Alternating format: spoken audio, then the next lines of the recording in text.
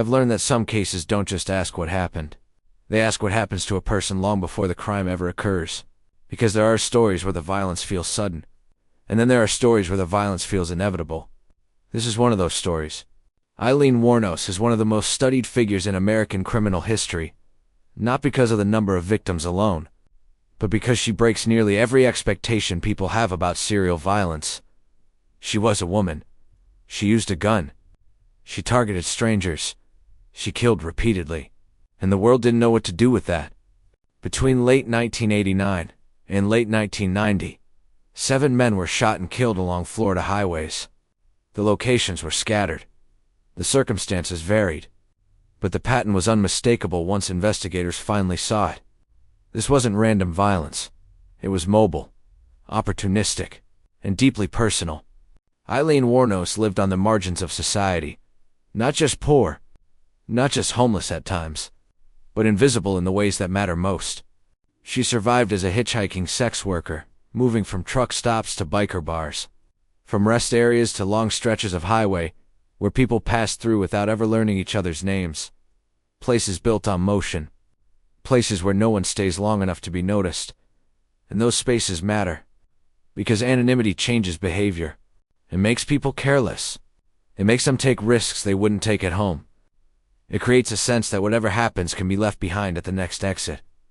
When violence happens in those places, it doesn't always register as urgent. It's easier to ignore. Easier to dismiss as misfortune or coincidence. Easier to tell ourselves it's someone else's problem. Reports get delayed. Patterns take longer to form. Victims blend into the background noise of the road. And that delay creates opportunity. Opportunity for harm to repeat itself. Opportunity for a story to unfold in pieces instead of all at once. By the time anyone stops to ask whether those dots connect, too much time has already passed. Her first confirmed victim was Richard Mallory, killed in November of 1989.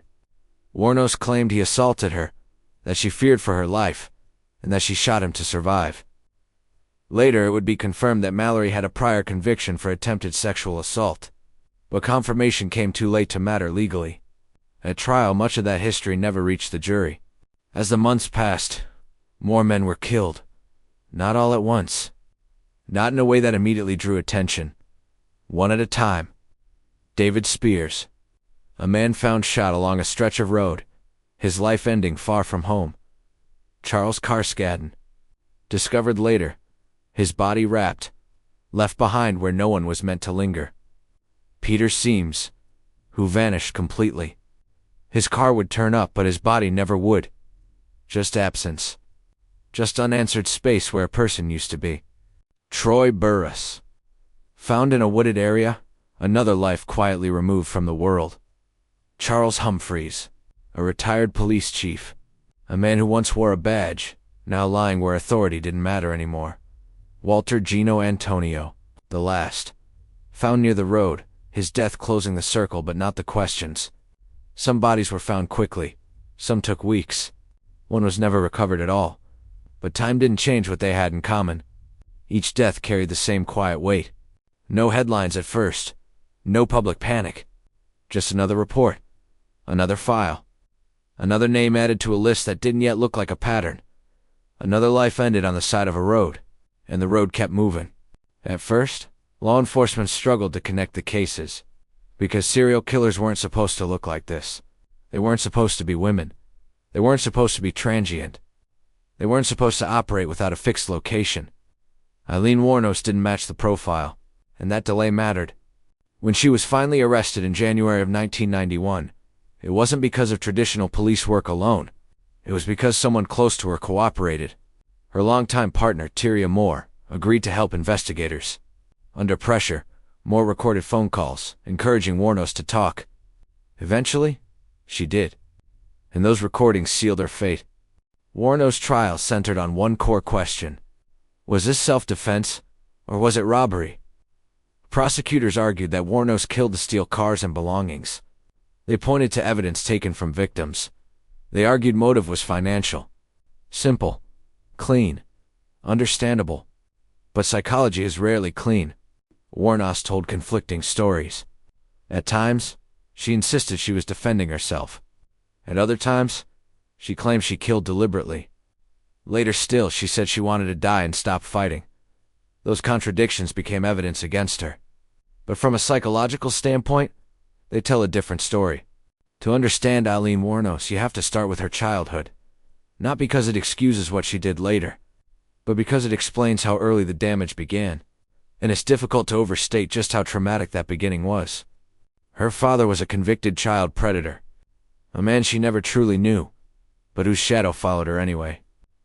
He died by suicide while incarcerated, leaving behind a legacy of violence and abandonment before she ever had a chance to choose differently. Her mother left when Aileen was still very young, walked away from responsibility, walked away from protection, leaving a child to grow up knowing early on that care could disappear without warning. She was raised by her grandparents, in a home she later described as unstable, violent, and sexually abusive. A place where safety wasn't guaranteed, and affection came tangled with fear. That kind of environment doesn't teach trust. It teaches vigilance. By adolescence, Aileen was already on her own. Homeless, disconnected, surviving one day at a time. There was no gradual fall. No single turning point. Just a slow erosion of stability until the street became a reality. She learned quickly that survival had a price. That shelter came with conditions. That protection was temporary. That kindness often demanded something in return. She learned that her body was currency, not because she wanted it to be, but because it was what the world responded to. And with that lesson came another. That trust was dangerous. That relying on someone else meant giving them power. That vulnerability invited harm. By the time Aileen reached adulthood, the foundation had already cracked. She didn't grow up learning how to feel safe. She grew up learning how to endure. And when endurance becomes the only skill you're taught, it changes how you see the world, and what you believe you have to do to survive in it. Psychologists often point out that chronic trauma changes how the brain develops. Fear becomes constant. Threat detection becomes overactive. The world is no longer neutral. It's hostile by default. For someone shaped by that environment, danger doesn't feel occasional. It feels expected. Wuornos didn't grow up learning boundaries. She learned endurance. She learned how to survive being hurt, not how to prevent it. That distinction matters. On death row, Wuornos was diagnosed with borderline personality disorder and antisocial personality disorder. Those diagnoses explain emotional instability, intense fear of abandonment, impulsivity, and difficulty regulating anger. But they don't explain everything. Diagnosis doesn't equal destiny, and many people with similar diagnoses never commit violent crimes. So what went wrong here? That's the question people keep coming back to, because it feels like there should be a single moment where everything shifted. But most psychologists who've studied this case don't point to one moment. They point to erosion. Many believe Aileen Wuornos reached a breaking point, not suddenly, but gradually. Years of exploitation, years of being used, threatened, dismissed, and discarded.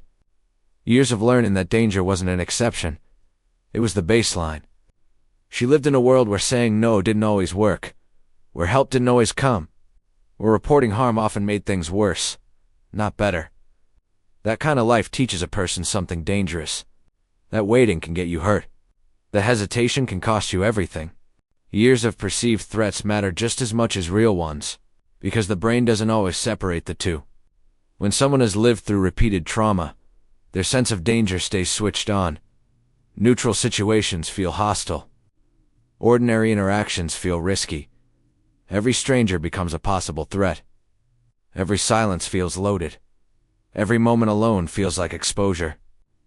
Living that way doesn't bring relief. It brings exhaustion. Eventually, the fear stopped being hypothetical. It wasn't something she imagined might happen. It was something she believed would happen. That belief changes behavior. When you're convinced harm is inevitable, the idea of self-defense stretches beyond the moment. It stops being about reaction and starts being about prevention. From that mindset, violence becomes a form of control. Not moral control, not justified control, but psychological control. She believed violence was inevitable, and when someone believes that deeply enough, they stop waiting for proof. They stop waiting for permission. They stop waiting for the next moment to decide. So she acted first. Not because it was right, not because it was lawful, but because, in her fractured view of the world, it felt like the only way to survive what she was sure was coming next. And that's the tragedy buried inside this case. By the time she reached that point, the line between danger and defense had completely collapsed. What remained wasn't clarity, it was desperation. That doesn't excuse what she did, but it reframes it. Because from her perspective, the world was already dangerous. She didn't trust anyone. She didn't believe in protection. She believed survival required force. As her execution approached, Wuornos' mental state deteriorated further. She became paranoid. She believed officials were poisoning her. She accused nearly everyone of conspiracy. Her final statements were disjointed, symbolic, detached from reality, not defiant, exhausted. On October 9, 2002, Aileen Wuornos was executed by lethal injection. She was 46 years old. The system closed the case, but the questions remained. Was she a predator? Yes. Was she a victim? Also, yes. Those truths don't cancel each other out. They coexist. And that's what makes this case so difficult. Wuornos forces us to confront uncomfortable realities. That trauma doesn't disappear on its own. That untreated damage compounds. That the justice system struggles with complexity, especially when gender disrupts expectation. Her story later became the subject of film, books, and endless debate. Not because people admired her, but because they couldn't understand her. And misunderstanding is often where fear lives. Aileen Wuornos doesn't fit neatly into any category. She was violent. She was damaged. She was responsible. She was shaped. All at the same time. I'm Detective Pennyworth, and this is one of those cases that reminds you, some people aren't born dangerous. They're worn down until danger feels like the only language left. And when that happens, the damage doesn't stop with them. It spreads. If you want to stay with these stories and the truths behind them, you could subscribe to the channel.